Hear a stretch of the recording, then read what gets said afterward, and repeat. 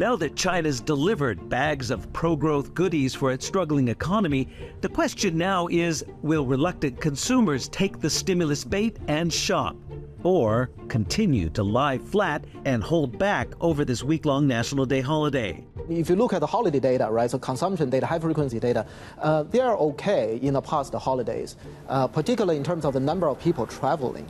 But if you like the consumption, so per traveler consumption data is not very strong, right? So people still travel, but they spend less.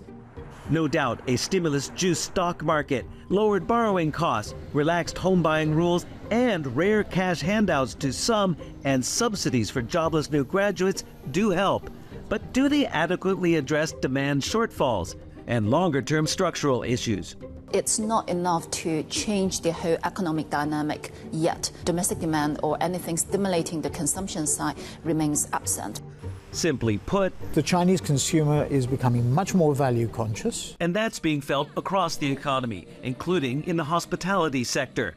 Global resort chain Club Med, owned by China's Fosun Group, says it needs to find new experiences to attract price-sensitive guests. If we're talking about doubling the price but deliver the same service as before in the peak seasons, people don't buy in. They want a price value on that. Yeah. So simply raise the price doesn't work anymore. So we need to think about a new product.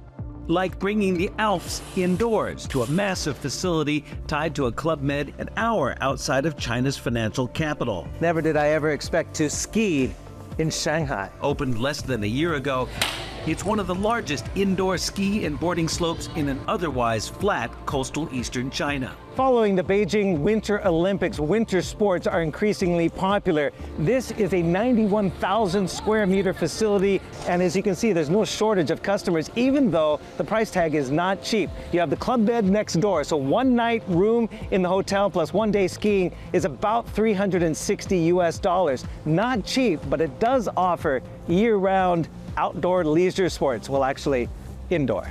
The growing trend is to prioritize spending on activities.